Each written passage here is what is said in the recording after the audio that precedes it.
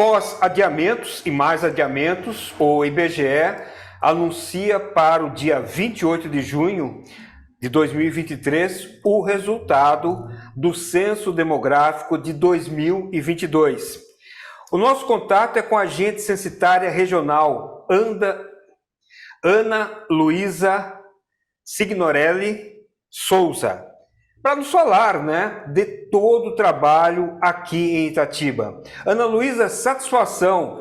Nos conte dos encontros, desencontros entre os agentes censitários e moradores daqui de Itatiba e a finalização de todo o processo. Satisfação. Oi, obrigada, boa tarde. Realmente a gente passou por um período, um censo um pouco extraordinário no que diz respeito a toda a dinâmica, ela foi um pouco diferente do que o IBGE já é acostumado a fazer há décadas, né, que ele já é responsável pelas operações censitárias. E neste ano a gente teve uma questão atípica, que algumas questões atípicas que dificultaram um pouco todo esse procedimento e que fez com que fosse o censo mais extenso da nossa história recente, que foi um censo que começou lá em agosto, no dia 1º de agosto, e se prolongou agora apurações até esse final de maio. Perfeito. Ana Luísa, com relação às dificuldades que os agentes censitários tiveram, a maioria dos casos se referia a quê? Não encontrar as pessoas nas residências ou pessoas que não estavam dispostas a responder ao questionamento? Primeiramente, uma grande dificuldade do IBGE nessa operação censitária foi contratar os licenciadores. Nós tivemos uma procura muito mais baixa do que historicamente a gente tinha, isso daí no Brasil inteiro. Foi uma coisa espantosa o quanto reduziu a procura de pessoas interessadas no trabalho de recenseador. Dado isso, a gente já começou o trabalho com menos de 50% da quantidade de recenseadores que a gente precisaria para esse trabalho de 3 meses, que era o período inicialmente previsto. Somado a isso, a gente teve dificuldade muito grande com relação ao período eleitoral. O censo, dessa vez, ele calhou de cair no período que é muito próximo às eleições presidenciais. E a gente sabe, né, que ele estava vivendo um momento, né, com essa polaridade, né, de muita questão de fake news, e aí as fake news até respaldavam no IBGE. Muita gente desconfiava do trabalho, acreditava que haveria algum cunho político, independente do lado, esquerda ou direita, cada um tinha uma história, um problema, ou tinha ouvido alguma notícia relacionada a alguma polarização. O que, na verdade, não é, né? O censo já é realizado, ele é realizado há muito tempo, né? Desde da época do Império, e ele é um procedimento que é para correr de 10 em 10 anos. Não ocorreu lá em 2010 em 2020 por conta da pandemia. A gente teve um outro atraso e acabou sendo realizado em 2022. Se calhou junto com as eleições e os licenciadores já enfrentaram essa primeira dificuldade de cair muito próximo às eleições e ter essa resistência da população confundindo o trabalho do recenseador. Num segundo momento, a gente também teve uma dificuldade com relação à dinâmica, né, social que a gente tem hoje, questão de acesso a condomínios fechados, tanto os condomínios horizontais quanto os verticais, né, o acesso à população é um pouco mais difícil, e outros problemas também de acesso, por exemplo, com relação à segurança.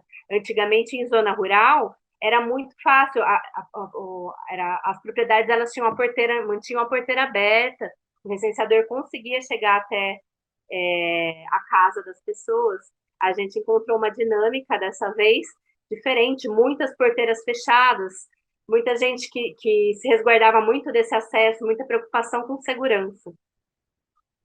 Ana Luísa, baseado na tua experiência como agente censitária, a politização foi a grande responsável por essa dificuldade, inclusive notícias que nós vimos de confronto das informações prestadas com fonte de renda, declaração de imposto de renda e tudo mais. Mas politização foi um dos principais motivos que as pessoas se negaram a prestar a resposta ao censo. Para a gente, foi muito visível essa questão da politização. Por quê? A gente teve dois períodos de censo, né? A gente teve o ano passado, nesse período anterior à finalização até o segundo turno das eleições, em que a gente tinha relatos assim dos recenseadores muito voltados a essa resistência da população em prestar informações por conta de notícias falsas ou por desconfiança do trabalho do censo ter algum fundo político, né? E isso, na virada do ano, quando a gente passou para o trabalho esse ano, ou mesmo após, no fim do ano mesmo, depois que terminou, de fato, as eleições, nesse sentido a gente sentiu que a gente teve um avanço. Inclusive, muita coisa que a gente tinha de recusa conseguiu ser revertida nesses últimos meses, no mês de março, no mês de abril, por ter abaixado a poeira dessa questão das eleições. Bom, mas se tivéssemos o censo em 2020, talvez fosse um período, né, de eleições municipais em outubro ou não? Sim, é possível também, a gente percebeu que é bem visível essa confusão, né, na cabeça da população em relação à ocorrência de eleições, muita questão que fica na mídia. Nesse período, a incidência das notícias falsas, elas começam a pipocar, né, a gente nunca tinha passado, acho que é uma dinâmica, assim, geral da sociedade, que a gente nunca passou por tanta questão dessas notícias falsas que se espalham tão rapidamente, e o IBGE, dessa vez, ele sentiu na pele essas questões. Outro detalhe, Ana Luísa, agora com relação, você disse, a baixa procura de pessoas interessadas em serem recenseadores. Deveu-se a quê? Baixo salário e um trabalho que, de certo modo, desgastante, visto que as pessoas tinham que praticamente o dia todo estar rodando pela cidade. Isso, eu acredito que justamente por isso, e não só, né, a primeira baixa procura, mas depois um alto índice de desistência, porque os licenciadores às vezes não sendo tão bem recebidos, né, passando por algumas situações, eles desistiam. E teve outra questão que a gente também, que eu aponto como uma das questões para baixa procura, é que hoje o censo ele é realizado totalmente eletrônico, né? A gente faz através de um equipamento eletrônico. Então, que antes o recenseador, às vezes uma pessoa aposentada, ou alguém que tem alguma dificuldade, ela faria com mais facilidade, né, com papel, uma caneta na mão, fazendo as perguntas. Hoje exige um pouco mais de conhecimento, mesmo o próprio treinamento, a gente já tinha bastante desistência de pessoal pela dificuldade de operar esse equipamento eletrônico para a realização da entrevista. Ana Luísa, terminado o censo, vamos lá, em Itatiba, vocês consideram, baseado, né, no 100% de população e tudo mais, os dados recolhidos atingiram qual volume? A gente ainda não pode dar, a gente é proibido até de dar essas informações preliminares, mesmo porque elas vão passar por tratamento. O que acontece? A gente coletou em mais de 95% dos domicílios. O censo ele é feito em duas etapas, né? São duas coisas distintas. Primeiro, a gente tem que registrar todos os domicílios, inclusive domicílios que às vezes estão irregulares, que a gente tem um pouco de dificuldade de identificar, mas a gente registra todos os domicílios e nesses domicílios é feita a entrevista. Então, são duas operações que acontecem ao mesmo tempo, mas são duas operações distintas, que é a classificação e inclusão de todos os domicílios e depois a realização dos questionários. Então, a partir do momento que a gente teve lá no ano passado, já todos os domicílios incluídos, a gente realizou as entrevistas e conseguimos entrevistar mais de 95% dos domicílios.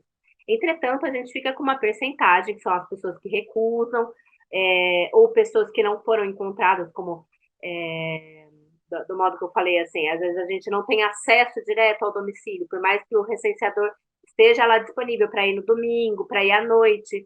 Às vezes uma portaria impede da gente conseguir falar direto com a pessoa. Ela não recusa diretamente, mas a gente tem essa barreira. Ou também uma porteira fechada numa zona rural.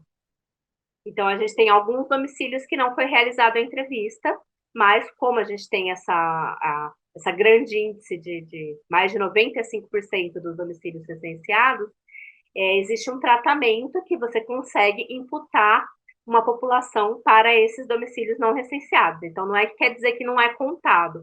Um domicílio que não responde, que recusou a prestar informações, ele vai ter uma informação imputada, e essa imputação ela é feita pelos demógrafos do IBGE, lá no Rio de Janeiro.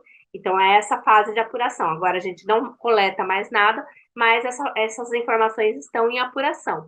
Então, eu tenho as informações, acesso às informações que a gente já coletou, mas elas estão sendo tratadas para poderem ser divulgadas agora no dia 28, nesse próximo dia 28. Então, eu não posso dar nenhuma informação preliminar, porque ela é preliminar. Entretanto, existe uma dinâmica que foi constatada, isso a nível Brasil, de um crescimento populacional menor do que já vinha sido esperado. Isso porque também a gente já estava há 12 anos sem nenhuma operação censitária, só trabalhando com estimativa de população. Então, é só um censo mesmo que identifica uma mudança mais brusca nesse crescimento, né? Então, a gente verificou que, às vezes, a população pode não ter crescido tanto quanto se esperava. Mas esses resultados a gente só vai ter, de fato, agora no dia 28. Mesmo porque aqui em Itatiba, por exemplo, as estimativas mais otimistas davam conta de uma população de 124 mil habitantes. Creio que não chegamos a isso, né? Vamos ver, agora eu não posso bater o martelo aí com nenhum número para você. Bom, Ana Luísa Ligeira, né? Agora, um outro detalhe que nós falamos, né, e que nós, durante todo esse período, estivemos acompanhando. O pessoal, os dois postos de recenseadores aqui de Itatiba, buscaram informações de tudo quanto foi maneira, inclusive disponibilizando o telefone para contato, né, após a insistência de várias vezes irem à mesma residência. Bom, isso foi positivo e agregou para que os números fossem recolhidos, não?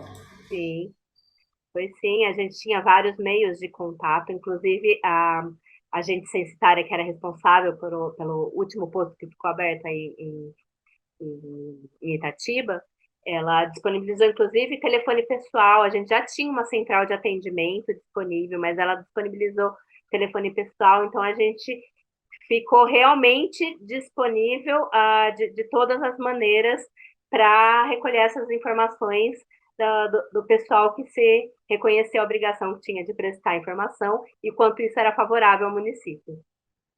Bom, Ana Luísa Signorelli Souza, nós agradecemos a participação, tá? Parabenizamos a equipe censitária do município de Itatiba, principalmente, que nós estivemos acompanhando desde palestras realizadas, desde a contratação dos agentes censitários, divulgando, inclusive pela rádio AM, também pela CRN e Jornal de Itatiba, os chamamentos realizados no intuito que a pesquisa fosse realizada com êxito. Então, parabenizamos, afinal de contas, é um trabalho concluído e aguardaremos, dia 28 de junho próximo, Central do IBGE no Rio de Janeiro, divulgando os resultados oficiais do Censo 2022.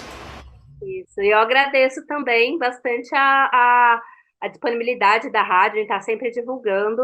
Com certeza foi um grande auxílio para a gente.